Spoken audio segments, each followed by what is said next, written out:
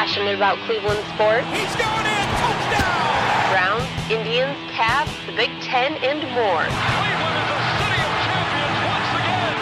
Andy and Jarid, Cleveland and beyond. A swing and a drive! To deep right! Here are your hosts, Andy Billman and Jarid Watson. Hello and welcome to another episode of Andy and Jarid, Cleveland and Beyond. He's Andy Billman. I'm Jarid Watson, and this is going to be our inaugural episode as a part of the Pulse Podcast Network. You'll be able to find this podcast on the Pulse Podcast Network at pulsepodcastnetwork.com. I think saying it 3 times counts as the sponsor hit that they were looking for. So there we go, Andy. And to start all this off as a part of this new network, as a part of the network, we're going to do a 3-part series breaking down the Browns season. Cleveland Browns. But we had to go all the way back to the end of last season to really grasp everything to get us, that got us to where we are today. Correct, Andy? I mean, there were things that were set in motion prior to the season. We talk a little bit about Hard Knocks and the things that we saw there that gave us some of the precursors to what also happened later on. And it was a wild ride. It wasn't everything that we had hoped it would be, but we can pick out certain things that happened. The Pittsburgh game was kind of a microcosm of this entire situation and this season overall. That tie. So Andy, you did all of this prep for this show. So thank you. Why did you start where you started in talking about these key points? And let's just go ahead and tear right into it, I guess. Sure. Yeah. I mean, in most seasons, it usually ends with the last game. And in fact, if you were to do the 2017 season in a binder, you would end on the loss with the drop of Corey Coleman. In this case, the 2018 season does not start with the draft. It really doesn't start with a game or a preseason or a training camp. It really starts on Thursday, December 7th in 2017. That's our D-Day if you're a Browns fan, because that's the day the analytics died. Sashi Brown goes away. He is no longer a part of the organization. The bigger thing that we all knew, which we kind of wonder what was going to happen, is what is going to happen with Hugh Jackson. Well, he gets brought back. That was a rough read as we came into the. We knew it was a possibility, though. I mean, nobody thought it was, but I was surprised though, Jarid. Reading back there again is still, and here's the quote I think sums it up that Haslam came out with. Hugh Jackson will remain our coach and will return for the 2018 season, but we feel it is necessary to take significant steps to strengthen our personnel department. The draft and the offseason is pivotal for a franchise. What I read into that is what we're going to get into next. He basically said, I want to see, as we all know now, what Hugh Jackson is with a proper GM, personnel manager. And so then later on Thursday, John Dorsey was announced of being the new personnel head of the Browns. I don't know if they gave him an exact title that day, but they came in with basically he's going to be our guy. The big quote here, bringing in someone of John Dorsey's caliber, his track record of success, his experience, his significant strengths, our opportunities to build a winning football team. Right. And that has and continue to be what our fans want. That comes from Haslam. That is the biggest and start of the moment here of the I would say the recharge of the Browns. I had no idea what to expect at that point either. I had no grasp on really what Dorsey was going to bring to the table.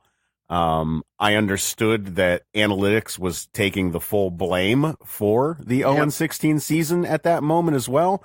And they fell on the sword. And the funny thing is, we could almost thank Sashi and those guys for what they set up for Dorsey in regard to the draft. So I agree. Yeah. Here's the thing about Sashi Brown. Sashi made a lot of errors. In those errors, like anything else, Jarid, there were some things that he did to tee up the next regime. Yeah. That happens in life. Sometimes enough mistakes are made or moves are made that it brings in things that kind of roll into next year. But you have to have the guy who was Dorsey to realize that and bring it to light. We have had opportunities here in Cleveland, I think multiple, where we've heard this. Well, the past regime has left the good things for the next regime to come in, and truthfully, we haven't seen crap. This is the first guy who understood. Hey, we do have a low budget number. We're not hitting the cap. We do have a plethora of draft picks, and we seem to be drafting 2 in the top 5. Okay, it's not as bad as I thought, and that's true here. But to be honest, Browns fans, me included, we've had that many times. Right. Means nothing to us. So it doesn't mean anything. So you're right, but that's just a thimble of the real situation here. Look, let's not do this too long because that's 2017. Sashi Brown, nice guy. He stunk. His whole thing didn't work out. Look, when you only win one game in a season and 3 quarters, it doesn't matter. It's not going well. And in the meantime, your press clippings are you can't finish a trade for a backup quarterback in Cincinnati. You can't seal the deal. You make a big trade for Carson Wentz, who goes to the Eagles, and your guy becomes Cody Kessler. I mean, Jared, you can't make up the crap that had been going on in Berea for a long time. So when Dorsey came in, I don't know, to your point, if I saw what we saw at the end of the year, but when I saw Dorsey, I will say I felt a good cleanse where it's like we are finally acknowledging here's an opportunity. Here's someone who's proven himself. Let's give him the table. Let's let it ride. And I think that's why the day that should be remembered for Browns fans, there's a couple, but the first date is the 7th in 2017. That is a huge date in December when things started to change. The rest of the season stunk. We're not going to go into those last few games, but that's where this season started to play into this year. That was a big day. Now, the other half of that's Hugh Jackson. It's insane that they kept him. Well, it was insane, too, that he was still answering to Jimmy Haslam and not to John Dorsey, if I remember correctly. And I was wondering, how long is this going to last? It was insane. Now, it was insane that kept on. It did not work out, which we'll get to, obviously, as we go on through this podcast. But I remember the time saying, I think that's a strange, very strange move. And you brought up the other key point. The family tree was broken again. Mm-hmm. We're still here, and it's really – and by the way, what that allowed with the Hugh Jackson tree in there was allowed analytics to still have a vibe within the office. DePodesta and those guys are really pushed aside. But when you have a strain in your family tree, it allows for things and distractions to come in. Absolutely. So I believe throughout and I'm not saying it was bad distractions. I'm sure there were some good things too. But Dorsey was kind of dealt with this hand. We should really bless whatever the sun, Jesus, Allah, whatever. Thank God that he decided to come to Cleveland because honestly, Jared, you read this, it's kind of amazing he made it. And it's kind of amazing he took the job. So thank goodness, thank you, John Dorsey. I wonder what it was that would have attracted him to come here, too. I mean, the more you think about it, the more unlikely it seems, unless he's genuinely that confident in his leadership skills and not overly confident. There's 3 types of people in the world. There's people that are overly confident in their skills and are nowhere near being as good as they think they are, or whatever it is. There's people that undervalue how talented they are at some things. And then there's the very few who actually have a good amount of self-awareness to understand really what they're good at, how good they are at it, and assert themselves in that way. And John Dorsey, for all intents and purposes, is that kind of guy. Is what it's turned out to be. It really is. It really is. Even in some of the decisions that we didn't agree with, as we'll get into going on throughout the evolution of this Browns coaching staff and some of the players on the field, we didn't necessarily. I know you didn't like a couple of them, but John was confident in every one of those decisions, and it seems to have gotten us to a place now where we're really looking forward to 2019. Who knew? Andy, who knew? No. I mean, but it did. And that's why, again, to really recap that moment in time in that day, thank you to John Dorsey for taking a risk on this. Because he took a risk. He knew the plantation was there. The fertilizer had been bought. He knew he was going to be able to really plant the crops he wanted to. But still, to take a chance on that, knowing that Hugh Jackson could defy things, could defy against you, it's still a huge risk. And I thank him for that. That day should be the big day. And then as you continue on, you kind of go past 17. There's really no other moments to hit upon there. The other big moment, though, before the draft is on the 22nd when Haley is announced to become the OC. Now, that hire was a popular hire. I was reading back on articles in the last few days. That was, and by the way, I was one of them. I cared more about that one, I think, than the John Dorsey one. And for reasons why, not to go too far down this rabbit holes, it doesn't play into today. But the obvious reason was we didn't think Hugh Jackson could coach offensively. We thought he needed help. And I thought Todd Haley coming in there, knowing he was a Steeler guy, knowing they had the Parcells background, he was a former head coach with the Chiefs. It sounded like a good fit at the time. And by the way, I thought it was good too because I think I was going to press Hugh Jackson. Yeah, Hugh kind of dug his own grave with that hire at that point. That's how that played out. He was warned that they wouldn't get along at some point. He was warned, but I think for whatever reason, why he made that decision, you have to wonder how much Dorsey really said, "Hey, Hugh, I don't really know you that much. To make me feel more comfortable, can you hire one of these guys?" And maybe he selected Haley for whatever the reason being. But I will say again, the other reason why I thought Hugh hired Todd, because he knew his head coaching job was on the line, and he could no longer coach the OC and be a head coach. Yeah. He knew he couldn't do both anymore. So he had to get someone in there he could trust who had the resume, and Todd had the resume. But what the bigger thing here is, which we all know today, which we didn't know at the time, was when Haley put his staff together starting on the 24th of Wednesday, and he hired Freddie Kitchens. And that is another big date. Why did that happen? Haley's a Parcells guy. Another Parcells guy was Freddie Kitchens. Yep. Those two connected. And because of that, Haley brought on Freddie Kitchens as the running backs coach. What a big hire at the time. It tells you, Jared, even though at the time we're not going to go through all the new assistant coaches in depth, it shows you sometimes those hires are big to what's coming down the road. And that, obviously, as we know now, was a huge hire. And thank God for the Parcells family tree, because that's the reason why Kitchens landed in Cleveland. Yeah, thankfully. And now Freddie's getting phone calls from Coach Parcells and some advice on how to lead a team. Beautiful. Well, no, and you look down at Freddie's background. Freddie did get a nice write-up in the press release, and for people, again, that's a reason why I guess you can't overanalyze these coaches in any sport, because you never think about this. Almost a year ago now. Today's 22nd, so a year ago today is when Haley was hired. 2 days later, so almost a year ago is when Freddie first came on. None of us had any idea this is where it was going to land, obviously. But it shows you how those decisions are just that important in case something happens that happened in Berea. Because you need people to go in there. So, yes, Todd Haley did not do a great job on the field, which we'll get to probably in part 2 of this podcast. But he hired a hell of a staff, including one Freddie Kitchens. Right, and we also don't really know whether part of Todd Haley's issues had more to do with him focusing too much on his disagreements with Hugh, that took away from his focus on the field. Whatever it is, I'm glad it happened. I'm fine with all of it. All of it had to happen. The breakdowns had to happen. The infighting had to happen. And John Dorsey watched it all and made his decisions.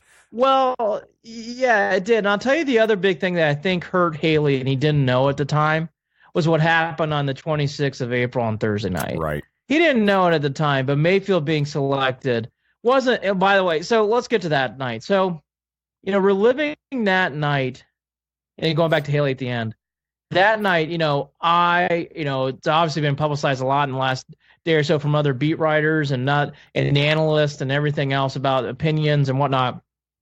To be fair to anyone, because I rewatched ESPN coverage, I rewatched and reread a lot of things. The only guy I saw really champion Baker Mayfield was Kirk Herbstreit. Kirk Herbstreit was championing him on the draft telecast. He was championing him up until the draft. He thought he was everything that we saw from Baker Mayfield, Kirk Herbstreit saw the night of the draft. So kudos to him. And Kirk it's crazy to me. I had no clue, Andy. I was not going to be one of the ones who jumped on the Johnny 2.0 bandwagon. Sure. I sat back and I was reserved, and I thought to myself, I hope this works out. Again, it's another decision where I don't know what it is about this at the beginning of the season, Andy, but I had no expectations, good or bad, and I just wanted to see it play out. That's all I wanted. And I got emotional and excited about Johnny Manziel, even though I knew it was a possible train wreck. For some reason, I thought it was hilarious, and I thought, well, let's see how fun this is. And it turned out to be not very fun at all. And I'll just say this too. Going back to all this stuff, there were many people. I was more concerned. I like Baker as a college athlete.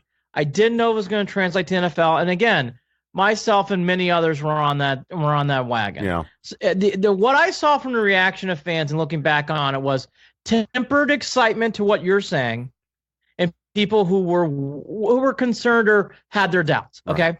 So I think that I just want to tee that up by saying there are many people who felt that draft.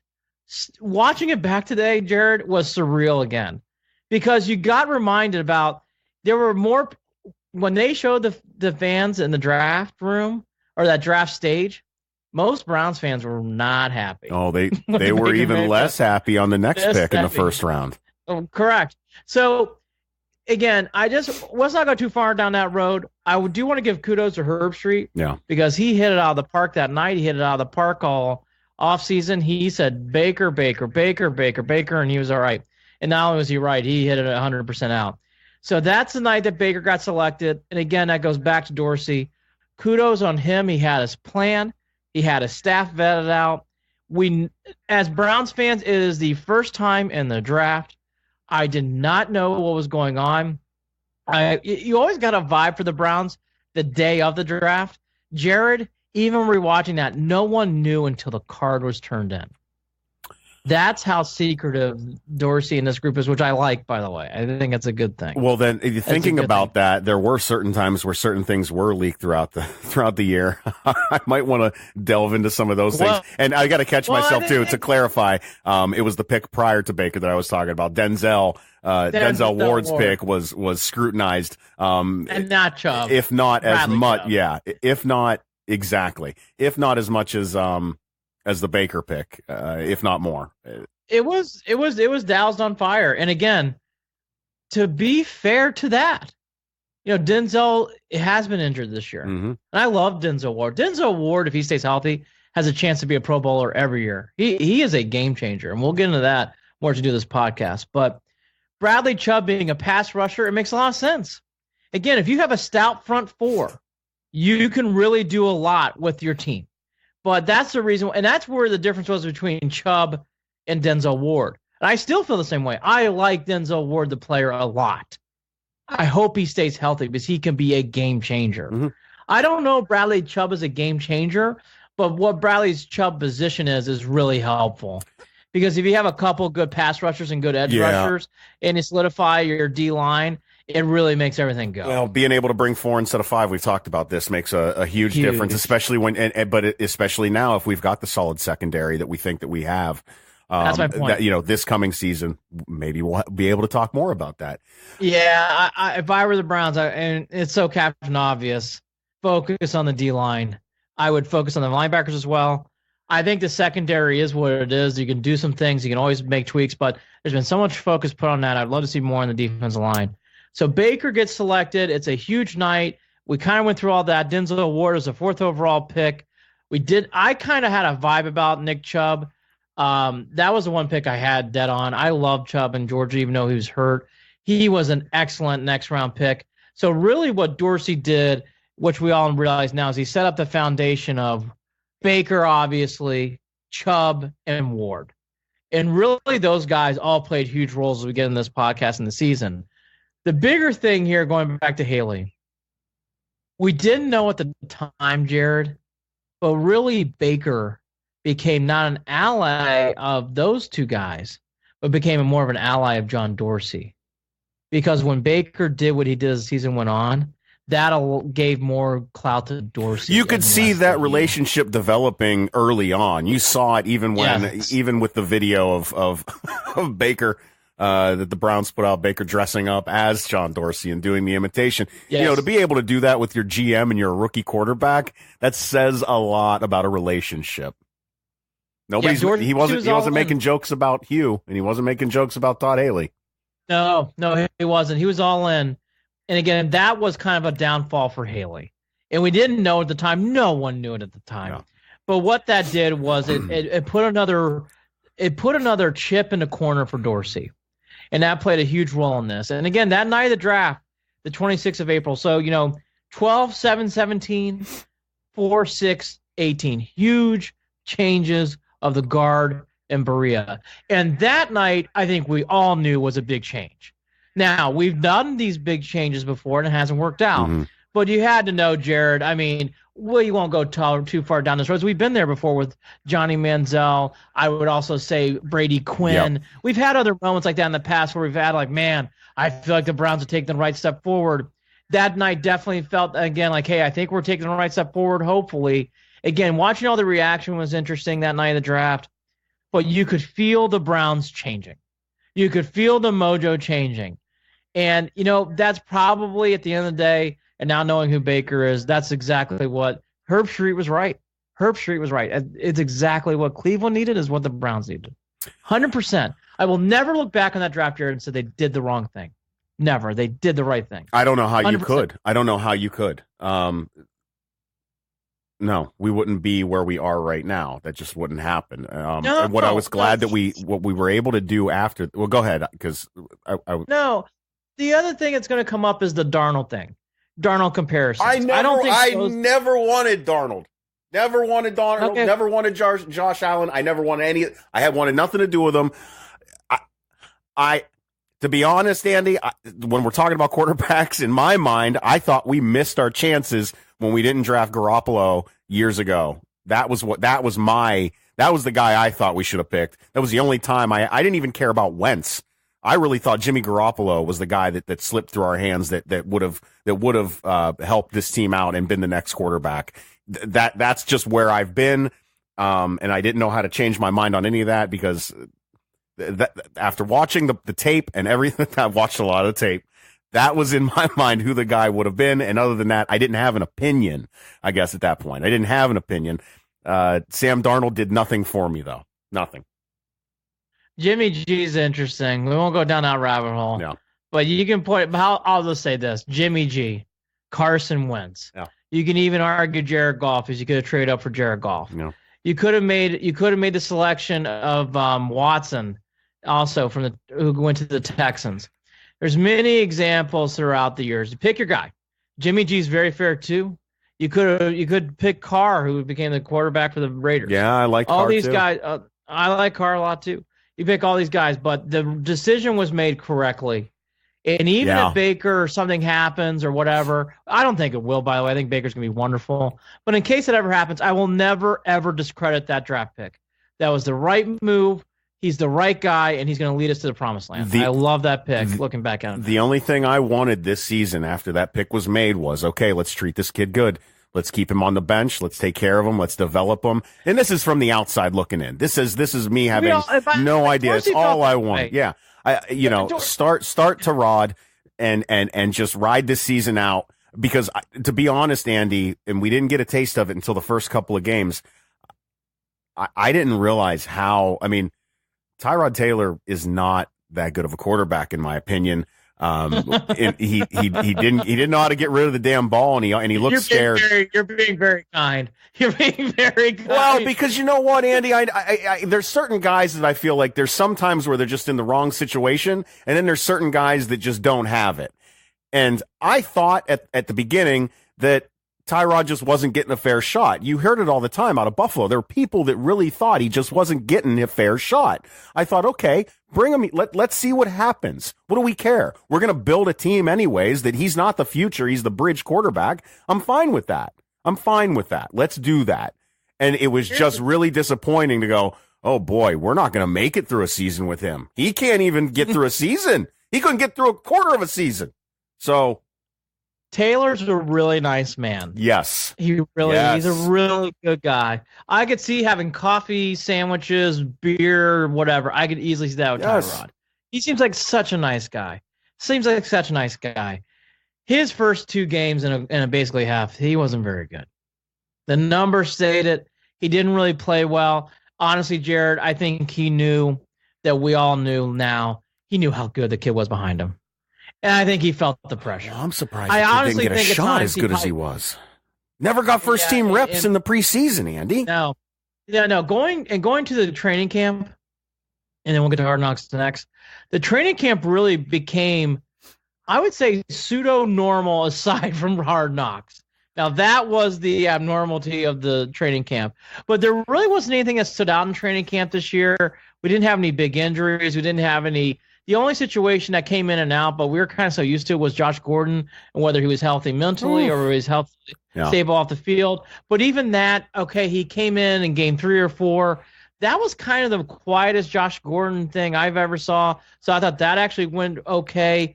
But that training camp, now Hard Knocks aside, I thought training camp this year, even the preseason games were positive. Everything looked good. They really had good moments. The Bills preseason game at the end didn't go so hot, but we're not going to break that down. But outside of that, Jared, I mean, the preseason went pretty well. Training camp went pretty well. There really wasn't like big meltdown, breakdown moments. Even Taylor played well in the preseason.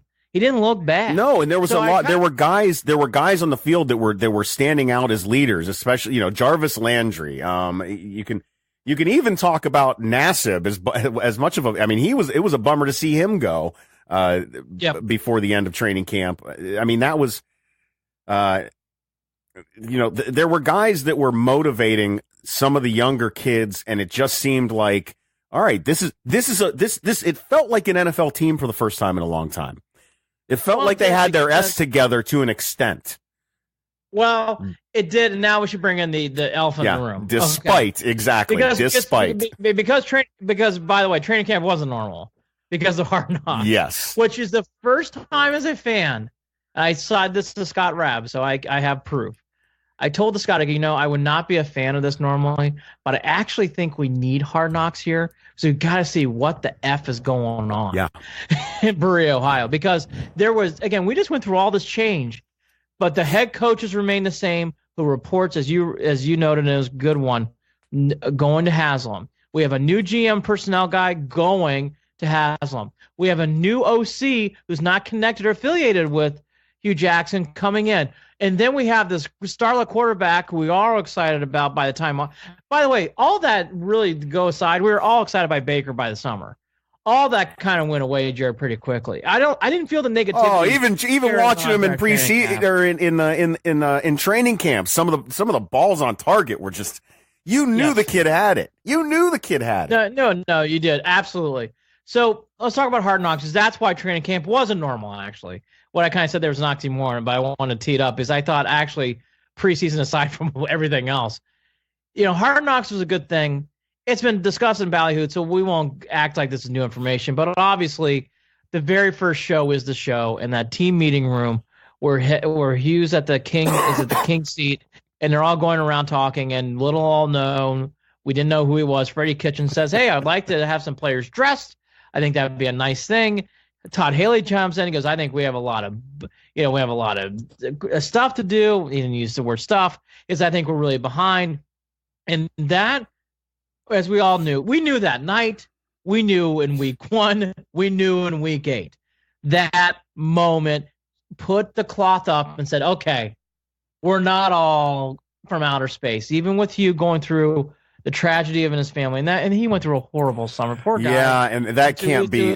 We can't miss that part. That really is a big part of this. Not as an excuse to how he coached or the outcome, but just being a human being. Let's not forget that. Absolutely, Andy. Yeah, no, Hugh went through a horrible. I mean, he had to go through that much of a family crisis live on television too. That's hard, and you feel for Hugh Jackson. You feel for anybody. With that said, though, we needed to have the cloth kind of taken back and really get what we were all been watching, Jared, where we kind of felt like there was internal arguments and squabbles. Mm-hmm. To see it live and on video, I don't remember too much else about Hard Knocks. I think most Browns fans, but I remember that table moment. I remember because the cringy moments will always stand out, won't they, Andy? That was one of the cringiest things I had seen in regard to a coaching staff, I think, ever. I can't think of any other time where I've seen a relationship put there in front of you where you knew things were not going well, as much as that put on display. And what was also evident was no one coming to Hugh's defense. Not another assistant coach going, hey guys, look, let's all follow Hugh. You didn't even get a sniff of that in that table. No, because let's once again go back to the three types of leaders and three types of people. Hugh is one with an inflated opinion of his leadership skills and his coaching skills that are just have never been validated on the field. Ever. No, exactly. The Hard Knocks cameras revealed that. There were other moments, as we all learned. We knew kind of who Baker was, so I think the Baker stuff, which was very funny when he did the John Dorsey thing, we all kind of fell in love with Baker all over again. The other moments, the other players who got cut, Nassib got cut. I think all those things, Jared, even at that time when I was watching it, it was nice and we felt for those stories, obviously, and it's well told, but I didn't have a big connection to those moments, if I'm being truthful. I like those guys. I felt bad they got cut. Right. I really felt bad for all those gentlemen because they're good guys, you could tell at the end of the day. It just didn't work out. And that happens in football. It happens in every sport. But really the moment is, again, that table room moment, seeing all that, the Baker stuff. And I think there was kind of in the background. There was one other PR moment where they were talking about what they were going to let out, and I can't remember the specific of it, Andy. And do you remember? It was it was Hugh and a couple guys, and it was him, and maybe it was him and Podesta, and so, I don't remember, but they were. Josh Gordon was big. Was that the part? Was that really what it was? And to me, it was another moment feeling like, why are they trying to be manipulative about this situation and not just be honest? Be real about it. Let it go. What are you trying to control? It just felt like Hugh, again, making a piss poor decision, or trying to at least, in regard to something that he didn't need to overthink. He was overthinking it. I think this, and this is where I'll give Hugh a pass, actually. There's probably a lot going on with Josh Gordon we'll never know. And I bet you Hugh knew a lot more than what we know. And by the way, we don't need to know what was going on with Josh Gordon. Josh got suspended again anyway, so there's pretty clear Josh is having a lot of bad. Yeah, Josh is missing out on the Super Bowl. Isn't that he is, and it's a shame. And it's a shame. And you just hope Josh is getting the help he needs, and you hope that he's going to be okay, because at the end of the day, he's a very likable guy. Yeah, never once did I ever think, man, this guy is not somebody. Again, we talk about guys that we'd hang out with, and that's my point. Yeah, I just think in that moment, Jared, they were actually protecting Gordon, because there's probably a lot more to be told. And I'll tell you the one thing that I will say that Hugh did not handle properly was giving up all the information to Haley, because it was pretty clear Haley did not know what was really going on. And the only guy who did was Hugh. If I were Hugh and I were working with someone like that, I would have told him to straight skinny. It's pretty obvious, unless I'm misreading these moments on video, that Haley really didn't have any idea what was going on. And there you go again, and that is because of insecurity and a need for power in Hugh's mind. That's why people make those decisions. By the way, Hugh's special, so Hugh gets to know that stuff. Todd is not. Todd, you don't need to know because you're not driving the bus. And by the way, so to your point earlier, that's where Hugh should get slammed again. I mean, you got to tell your OC what's going on. You don't have to tell us on camera, but it's pretty clear, unless Haley's a really good actor, that Haley had no idea what was going on either. Well, I mean, let's not forget, Josh wasn't supposed to start a game that he started. So, I mean, we got to that point, too. Yeah. Again, there's always a face plan, right, of some sort. But so that's kind of me, the Hard Knocks moments. Again, you can go through and pick moments, but I think it's all secondary now. That table moment's a big moment. The Josh Gordon stuff, and then Baker. Those are the big three pillars. All those other storylines, look, they all got cut, so there's not really much to go through. But what Hard Knocks did was reveal what we all felt as fans. Is Hugh Jackson really in control of this bus? Probably not. And in fact, you're probably being driven by someone who's out of control. And that's kind of what we felt in that meeting. That's kind of what I saw that day in that meeting. I mean, he didn't have control of the meeting. He didn't have control of what was going on a day-to-day basis. In fact, he kind of acknowledged that. And that was the first moment, Jared, we saw it. It kind of all led, again, I thought it was a positive preseason when you look at it. I thought the play on the field was very good. You could see the talent developing in front of our eyes. Yeah. And it all led to the September 9th game on Sunday, where the Steelers and Browns played. Before we even get into that game, the NFL has done no favors to the Browns in giving them tough openers. Because if you think about, the Steelers opening weekend with everything, that's going on, what a tough opening act. And again, it's the NFL. You got to be ready to strap them on. So let's not give too much of a pass here. But boy, out of all the games, and we had been getting used to watching middle of the season, end of the season with that rivalry, and then this is the first time they'd switched it up in the last probably 4 or 5 years. Opening act. This first game was kind of a microcosm of the season, and we're going to stop here tonight, then pick it back up in part 2. But this was the tie, and you really read through the notes as we did today, and to point out some things for people who forget. Browns were down at half, 21-7. First half was very, very goofy. It felt like the Browns were playing in mud, literally. You saw, which we acknowledge all year, Connors ran all over the Browns, as really was the case for most of the year, the run defense. It was weird and not a good thing to see that. It was typical old Browns to see what Connors was doing. The first half really was a microcosm of what we saw the last 2 years, where it's 21-7, felt like 31-7, not really sure where this is going, doesn't feel good. Hey, maybe this is back to the same old song and dance. I can't believe we're doing this again. And then in the second half, it's so weird. It's kind of what we saw in the second half of the season. The Browns make a good comeback. The first drive was great. Tyrod did not have a good day. He's 15 out of 40, really struggled. But his first opening drive in the second half was very good. It was tight. He moved the ball right down the field, got a quick score. It took really a Joe Schobert and Myles Garrett performance. They really played well on defense in the second half. People forget to what Jarid alluded to. They had 6 turnovers. Think about that. The Browns got 6 turnovers in that game. Tyrod threw 1 interception, but beyond that, 6 turnovers from the Steelers. Andy, that in itself was still between that and Zane Gonzalez, those two things, the Browns should never have lost this football game. Never. Poor Zane. Well, and we also realized quite quickly how difficult it was going to be for the Browns to stop the run when a Steelers team missing their running back starts a kid, James Conner, who none of us know, and ends up running for 135. Like, Conner ran all over us. Him and his bad haircut tore us apart. Yeah, he looked like Le'Veon Bell. And in fact, if it wasn't for a fumble, really Conner had a perfect day. Yeah. But he did have a fumble in that game. That was a big play. The big play in this game that kind of turned it around was a strip sack by Myles Garrett. It really put the Browns in a favorable position. And then, as we just acknowledged, he only had one play, but Taylor made a big throw to Josh Gordon. Gordon caught it, tie game, boom. You could kind of feel, it felt like at that point for the first time in forever, like, oh my gosh, I think the Browns might not only win this game, I think they're going to win this game. The Steelers go quick 3 and out, and then kind of what we all knew later, Tyrod, Taylor and the Browns got the ball back, and what happened? Taylor throws a pick. And it kind of ended in going into overtime. The overtime was really a mess. Both teams staggered. Yeah. Finally, the Steelers got going, got some yards. Boswell, which I think every Browns felt like, oh, here we go. Boswell's going to make this kick. He hooks it. Boswell had a strange year too, by the way.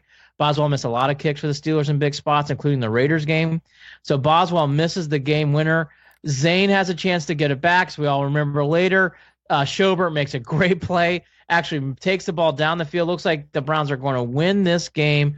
Here comes Zane Gonzalez for the game winner with basically no time left. And Zane, he doesn't even get the ball off the ground.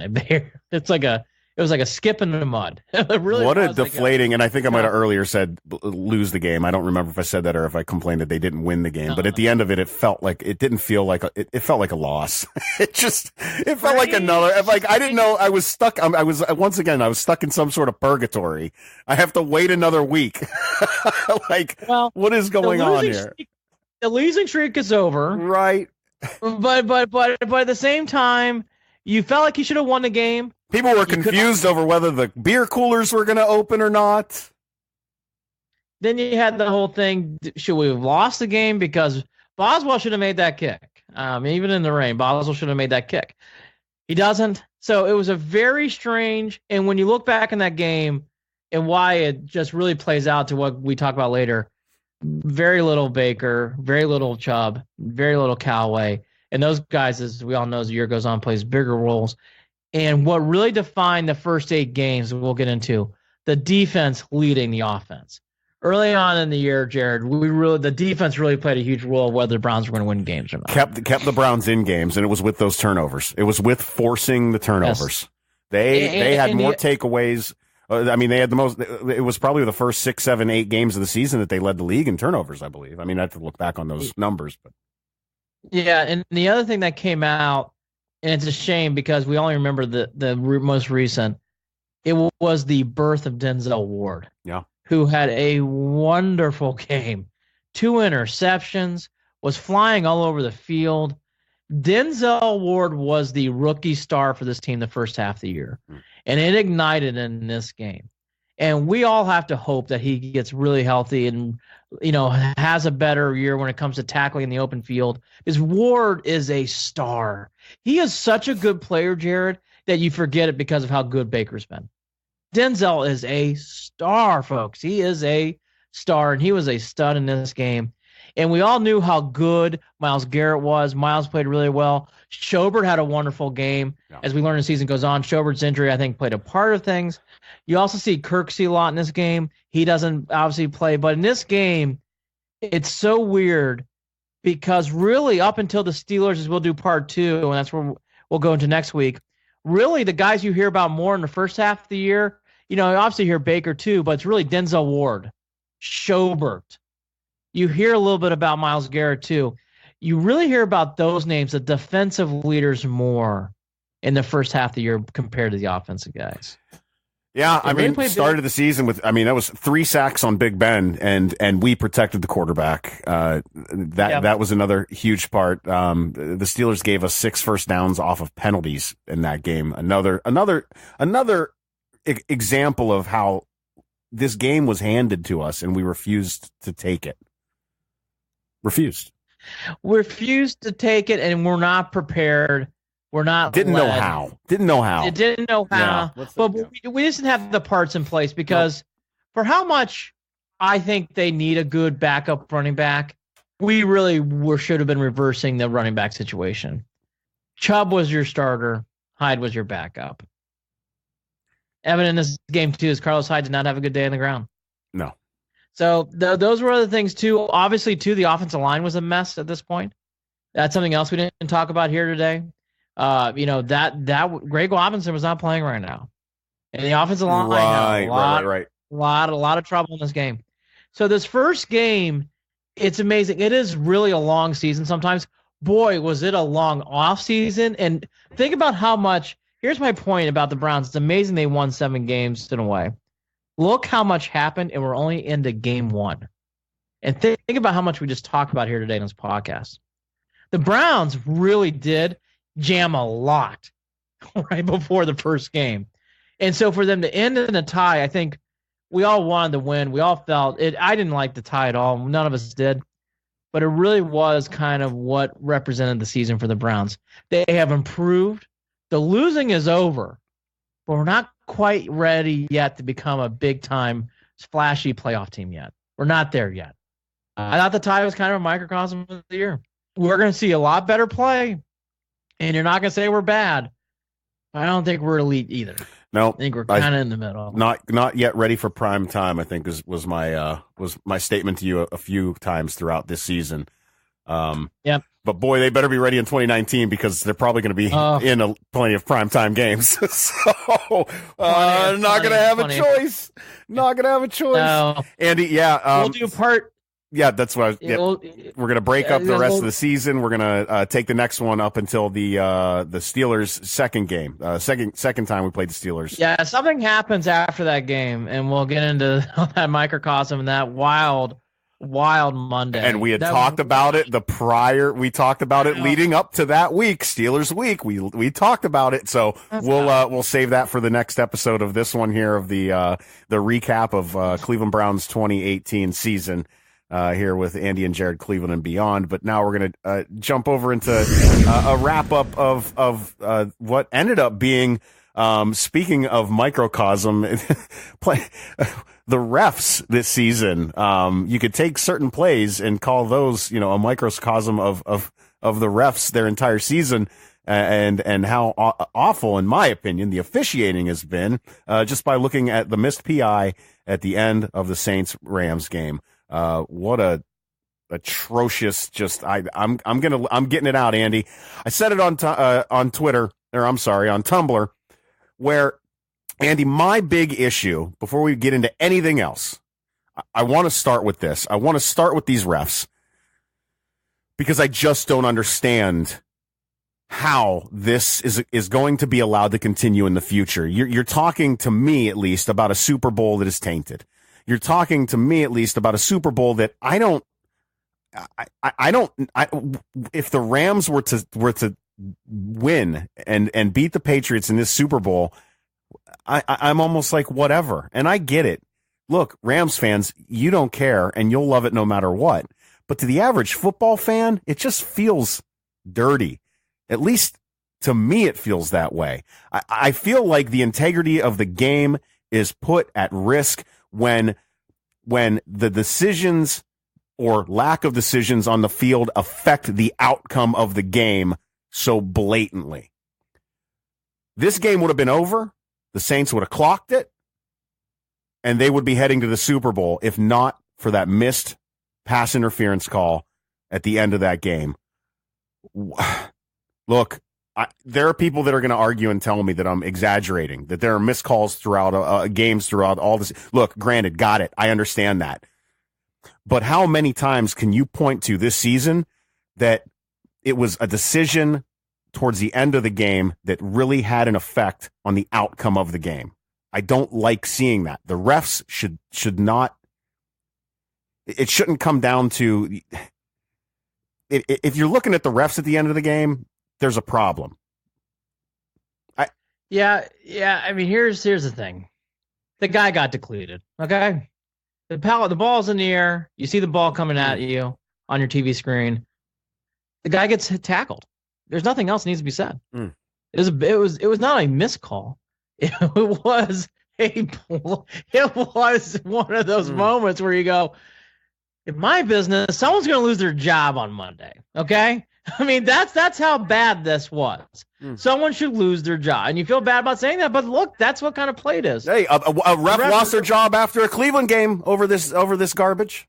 It happened. I'll tell you, the referee thing. I agree with most of what you said. I don't think it taints the Super Bowl, but I do think it taints the Rams, and I can't defend it because the play is what it is, and we all saw it. It was pass interference all the way. There was head-to-head contact too, but the PI was the big thing. Look, he got depleted. The guy's feet came up underneath him. I don't think that they're comparable. I know there's going to be people that are going to say that the roughing the passer, the hands to the face, the slap on Tom Brady, and you could point to that. Look, there were more than 7 minutes left in that game when that happened. First of all, it didn't change the momentum. We could talk about that too. Right. Momentum changing, and not only did the momentum change in this last play that we're talking about, but we're talking about the entire game was decided. It felt like at that point. You're right. No, I know what you're going to say. Saints should have stopped them, but you know what? Saints shouldn't have had to stop them. Saints shouldn't have had to stop them. That's where. And what I was going to say about Tom Brady and the slap in the face. Look, the play right afterwards, the refs missed awful holding or what could have been holding or pass interference that was going on with Gronk down the field, and they were 2nd and 7 on that play too. So they end up 3rd and 7 because there was incomplete pass, and they should have had a call go their way. So look, in that way, I get it. Missed calls will even themselves out throughout a game, but when you get to the end of a game, you can't screw that up as royally as you did. Hey, Chiefs, Pats. I think that's easier. Chiefs could have had a chance to win that game several times. Calls were missed on both ends. Yes, Brady in that play, it definitely made an impact on the game. But the Chiefs gave up 3 times 3rd down plays. At least we're talking about how great that game was. That's what we should be talking about, how great the game was. It was a wonderful game. It's a wonderful game. And I actually don't want to put too much on it because your team and your players are on the field. But I agree with Jim Nantz. I think Jim was the one or his Romos, either one. But I think it was Jim. if you're Andy Reid, why in the hell are you not calling timeout at one time? After you get past the 30, you have got to be Jared. The one thing that I will say about the Chiefs game, I never felt like KC was going to win the game. Not once. And I never felt like, KC's got this. Here they come. So that's why that game doesn't bother me at all. Look, the Pats were going to win that game. It was fun, but it was fun to watch, and we're talking about the game. Great game. We're talking about the game here, Andy. And look, and I want to say this too. I respect the Pats a lot. This is one of the Spurs and the Pats are two of the best dynasties I have seen in my lifetime. I never thought the Spurs would do what they did in the NBA court, and the Pats are doing the same damn thing right now in football. Unreal. It is unreal how those two organizations have dominated the two sports that they have over this amount of time. You know, the Warriors are great, and maybe the Rams will be these new teams, and hopefully the Browns will become one of these teams too. But what the Pats have done, I just want to say this first. I respect the Pats. It doesn't mean I have to like the Pats. It doesn't mean I have to want to see the Pats. But, you know, hey, with that said, the Pats deserve to win that game. I don't want to hear about plays. I don't want to hear about coin toss crap today. Look, stop the Chiefs. You're at home. I don't want to hear it. Stop the Chiefs. Well, yeah, stop. The Chiefs. Yeah, exactly. Because what we're talking about here is what? How many was it? There were like three. I'm sorry. There were like 5 third and longs. How many third? Three. How many third and longs? 3. Yeah. That you had your chance. You had them stopped. And every time, I remember, I remember the last one, Andy, the last one, I watched Edelman switch his spot to the inside. And as soon as he moved right before the ball was snapped, I yelled to my wife, watch this slant over the middle again. Edelman's going to get this first down. And no sooner does the words come out of my mouth, he took that ball, he got hammered, and he held on to it. And I'm like, what'd I tell you? No, he's unreal how they pulled that game off. They're remarkable.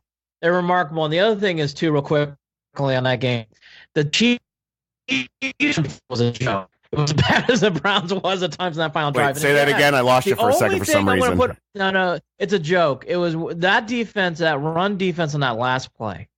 On that very last play. That was the other thing I was texting you throughout the game. Here's more evidence that run defense matters. Swiss cheese. So the Chiefs didn't deserve to go to the Super Bowl.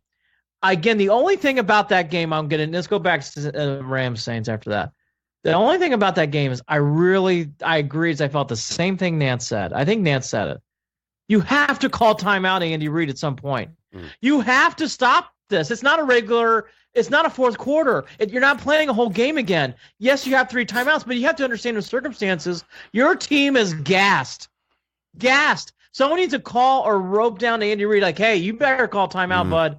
This is not going well. You knew after that last first down, it was a matter of time. And they didn't call timeout. They looked hopeless on the side. And the last ISO of Andy Reid, I'll never forget it. He looked hopeless. He was holding that card. He was hoping. And it's like, you can't hope. Make a timeout call. So making a timeout call, I think, would have gone a long ways. It doesn't mean that they're going to stop him, but at least it gives them a chance. They didn't do it. The Pats deserve the game. The other thing that got brought up, which I do want to mention quickly, and kudos to Tony Grossi who brought it up on Twitter, the deferring of the Pats the ball was a terrible play. To allow your offense sit on the sideline on a cold night for the first 8 minutes of that game and watch Brady and the boys go right down the field and go down 7-0. That was a terrible, terrible decision. As soon as I saw that they were going to do that, as soon as I'm watching the clock. I'm watching that drive. I'm watching the clock. Andy, Here it is. There were 3 total possessions in the first quarter. 3. Yeah. The Patriots had the ball twice, and the Chiefs were a 3 and out, I believe. And that was it. It reminded me of when Bill did to the Bills in Super Bowl 25. Where he said, we're going to control the clock here opening. It was just reversed. They controlled the clock in the second half of the Bills game in the Super Bowl. He said, we're going to control all the momentum. And again, in a cold night in Kansas City, you're going to allow your team to sit on the sideline for 8+ minutes in clock time, probably 15 minutes in real time. That's a jittery way to start the game. Anyways, that said, the Pats move on again. I did my Pats thing. It's not about not respecting the Pats. I more than respect the Pats. I would love to have the Pats as the Browns. So I don't want to get into that kind of stuff. It's just annoying, okay? It's just annoying. We're allowed to say it's annoying. Yeah, well, I live with it. If you get ticked, well, I know, and God bless you. She's a wonderful woman. And you know what? I'm happy for her. I really mean that. I'm happy for her. I'm happy for some other people. Yeah. I'm happy for them. I mean, I'm happy too. for other people, but for everybody else, go. It's enough. Back to the Rams Saints. The one thing I do want to mention that game that I thought played a factor too. Peyton had moments on the sideline to call running plays late. He didn't do it. He threw the ball around late. Where a team where he could have run the clock down to about 45 seconds. He didn't do that. The other thing, and I'm surprised, is he really grew on me as this game went on. I thought Sean McVay really outcoached Peyton. For that team to come down 13 out, they're down 13 zip. I thought he showed a lot of poise. I thought. I thought it was going to get away. And I thought that really went on the team. And Jared Goff too. Goff and those guys never got rattled. They put earplugs in. The Rams showed me a lot of mental guts. And actually, they have a shot at winning that game after what I saw. I don't know who I'm going to take yet. We'll get into that in another podcast. But I do think kudos needs to go to the Rams. Everybody's talking about what happened to the Saints, and obviously so in the no call. But kudos to the Rams because that game at 13-0, Jared, part of me goes, they're about a drive away from getting this game going. That's exactly what I said to my wife one more time, and this game's gone. But we talked about this last week, Andy, whether these teams were going to be able to, if they fell behind like this, were they going to be looking forward to their vacations? Were they going to be were they going to clock, check out? And the Rams refused to. They refused. No, McVay really deserves a lot of kudos. He earned it on Sunday. I was blown away by Jared Goff too. That game could have easily gone away from him. So we talked about the plays on the field. The other play too is Kamara. Kamara is a wonderful, wonderful, wonderful running back. Yeah. And I just don't think enough goes to him. They use him like Duke a lot of times too in space. There are a lot of passing, pass catching running back. A lot of attention goes to these other running backs. Kamara is one of the best running backs in football. He just is flat out. Yeah. He's a wonderful player. Doesn't get enough kudos. I'm a big Boilermaker fan, so I fell for Breeze in that pass. The other moment, too, which I thought was a big McVay move, him sitting Gurley in those moments was the right call. Gurley was not playing well. He had dropped a pass earlier in this game. He had made a turnover in this game. It's not easy, Jared, sitting a Pro Bowler in those moments in the fourth quarter and overtime, but he made the right call.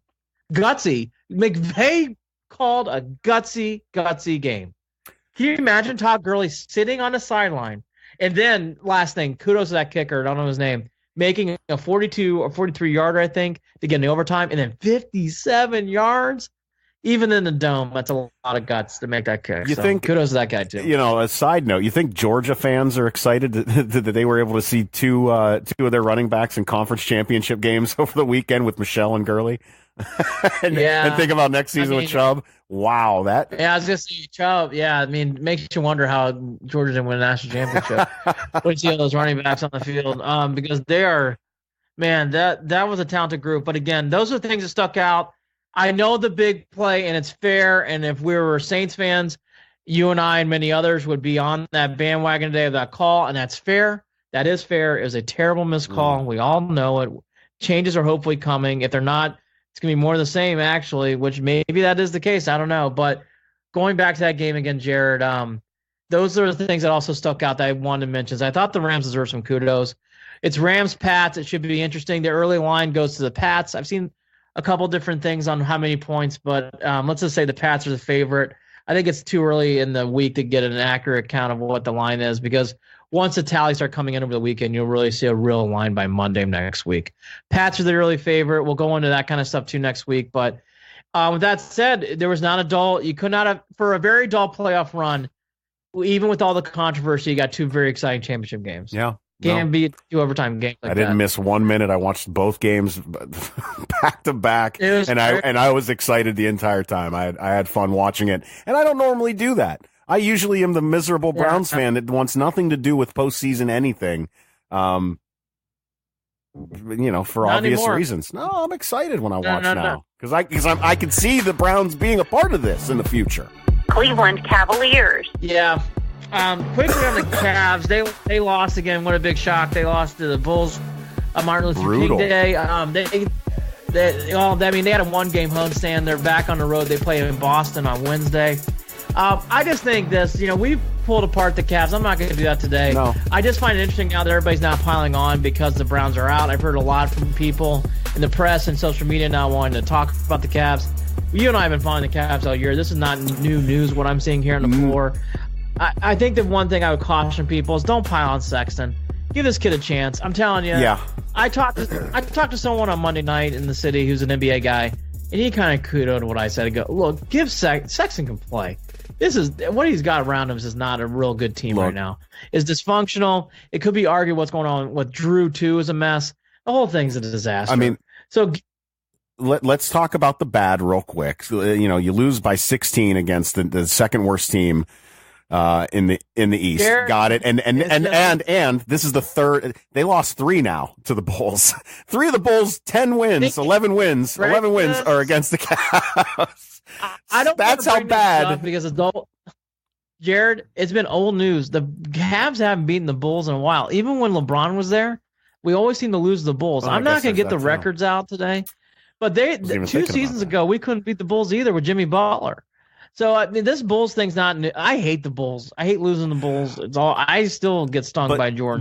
There's a lot of stuff, Andy, though, that when we're looking to the future, and this is something that stood out to me today, is if there's some dead weight that they can make moves and that'll help them with the future. I still don't think that they're looking to move Kevin Love. I don't think they're looking to move Tristan Thompson, especially with the leadership that he's given. So let's talk about this. You've got what does a team next season look like if it's Kevin Love, Tristan Thompson, Dellavedova, Colin Sexton, and then you're controlling your destiny with with in the future, maybe not as deep of a team right off the bat, but with moving some of these other players that aren't necessarily helping you out if you can. Rodney Hood to build on that. I mean, you're talking about being able to build a core of about 6 or 7 that you could possibly go into next season with and at least play watchable basketball. Here's what I would say. If it's Kobe Altman, great. They should take notes of what the Browns did with Dorsey. Here's a moment to hire your Dorsey to get everything right. Maybe Dorsey is Kobe Altman. We don't know. In fairness, Kobe Altman hasn't had a shot yet. So maybe Kobe's are going to be our guy. But they need to make sure if it's Kobe or it's someone else, they better be ready to strap their boots on, because this, again, they are now in Browns territory from years past.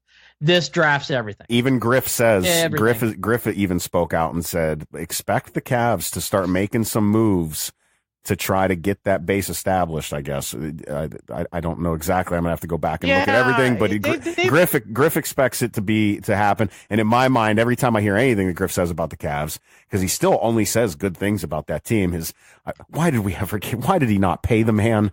Oh, just give the man the $5 million. What I'm surprised, I like Griff a lot too. I am surprised Griff doesn't have another job yet. I guess he likes the NBA. I don't know if he likes the NBA world or there hasn't been the right job that's come across his desk. Yeah. Dave Griff's a good guy. It's hard not to be a Griff fan when you're a Cavs fan. Yeah. I like Griff a lot too, and he seems like such a good dude. So I like Griff a lot, and hopefully he's. I don't know. I don't want to do too much on the Cavs. I think it's Captain Obvious. I mean, it's all about.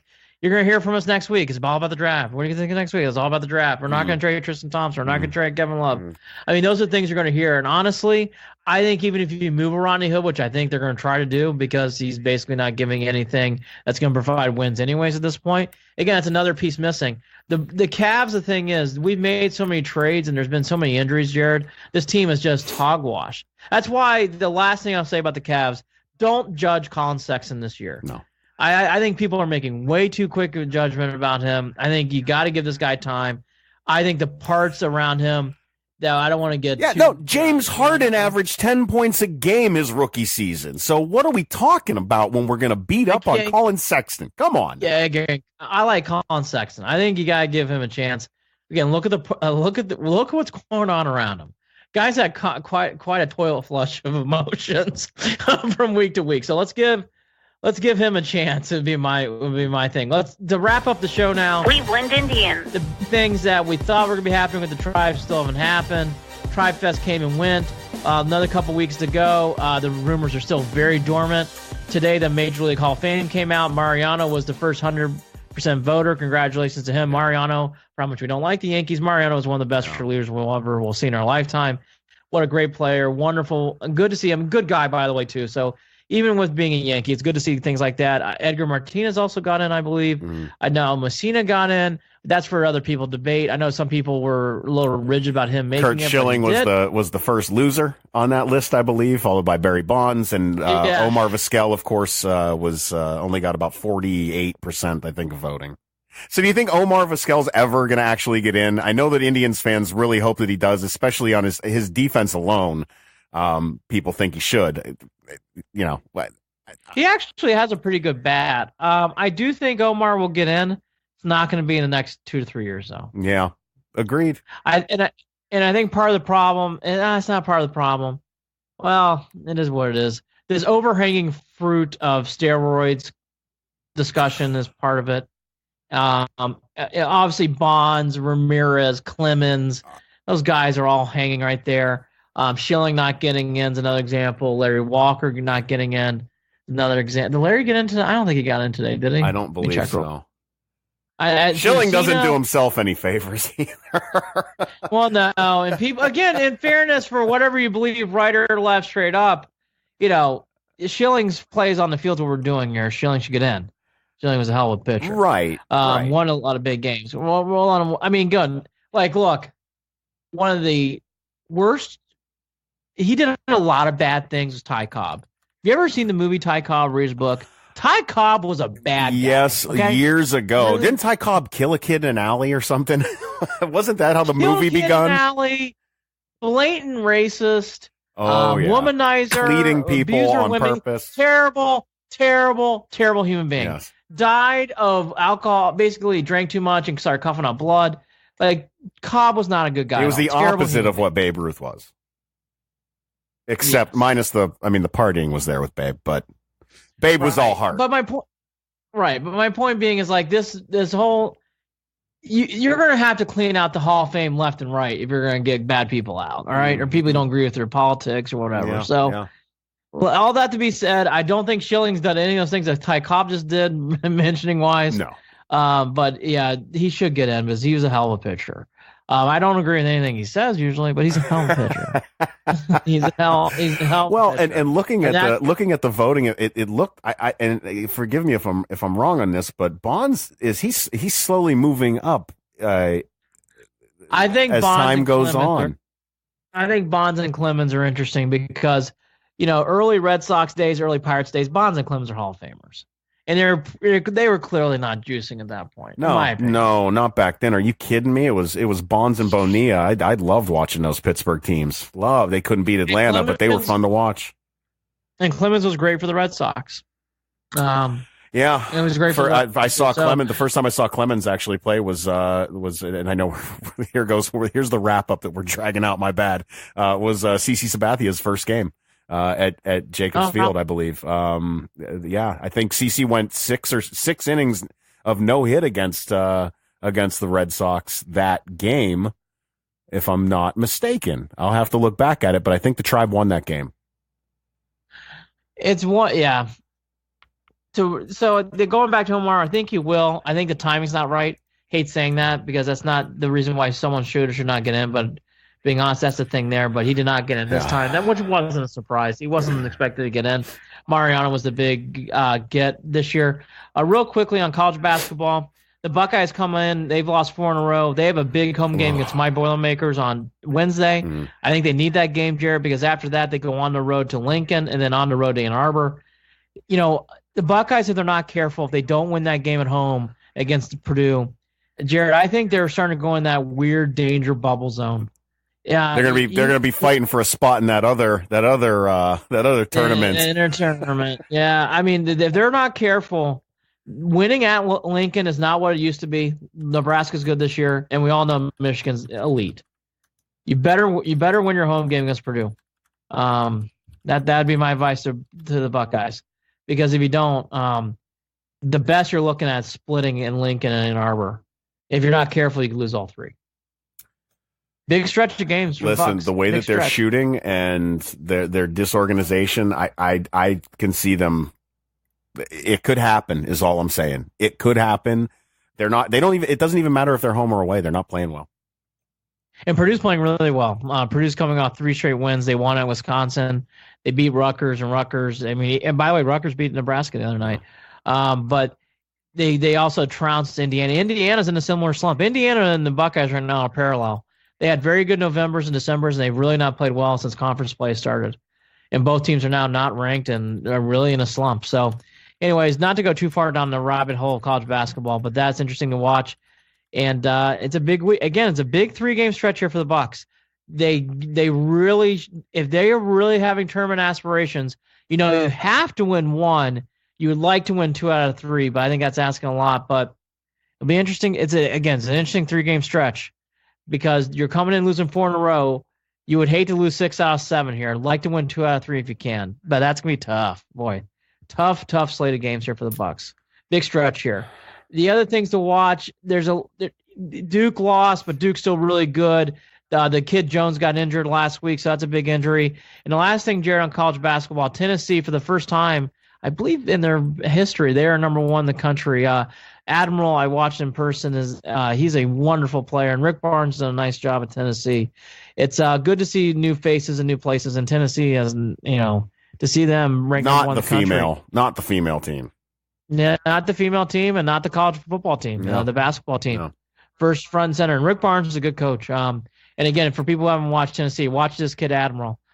He's a very, very big body and plays really well. Not a first-round pick by some, but I think he's got pro written all over him, whether it's over here or overseas. He's a good player. So kudos to Tennessee. And, just to wrap up, I'm excited to do these next 2 podcasts, and I'm really excited to be a part of this network with you. I think it's going to be fun times ahead. And our next podcast, I think we're going to look to do is next week because there's really nothing else. If people want to break down Celtics Cavs, we'll do it on Tumblr or something like that. If you're really looking, if there's any big trades, we'll do that with the Indians. But we'll look to do 2 podcasts the following week. This week's kind of a one-off, leading off into the weekend. Yeah, so if you get a chance, download the Pulse Podcast Network app. You can download it on the iTunes store. I'm looking at it right now. I'm actually downloading it right now. This is our first official show that we are doing as a part of the Pulse Podcast Network. We are the Cleveland Browns podcast for this network. We are not the official Cleveland Browns podcast. I'm still trying to figure out the wording on this so that we don't get ourselves in trouble, Andy. But we are the Browns podcast for the Pulse Podcast Network. We are not affiliated with the Cleveland Browns. There's got to be a way to make sure I do it the right way. Whatever you just said, I'm all for it. And it sounded legit. We're looking forward to continuing this relationship and seeing where it goes. And hopefully you download that app and listen to the show and enjoy it. And shoot, I mean, send us emails, send us your opinions, your questions, your comments.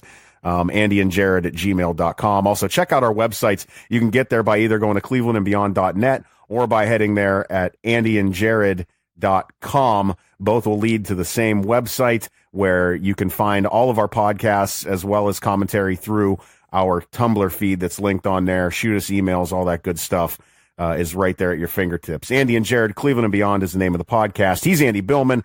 I'm Jared Watson. Andy, any last words you want to throw in here before you look like you had one more thing you wanted to say? I was amazed. You just said everything you just did. That was really impressive.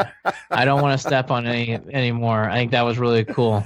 I can't wait to get in the second half of the podcast here, but I'm just amazed by your beauty, what you just did there. That was impressive. Hey, that was a rip. That was a rip of information.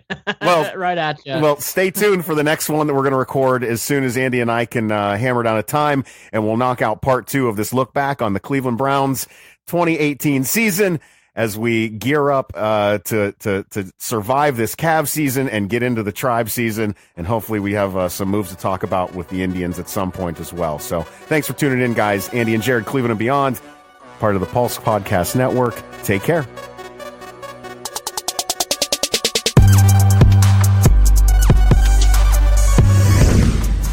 Hey, don't forget to follow Andy and Jared, Cleveland and Beyond on Facebook at facebook.com/Cleveland and Beyond, and on Twitter at CLE and Beyond. That's at CLE and Beyond on Twitter. You can also shoot us an email, andyandjared@gmail.com. Looking forward to hearing your comments.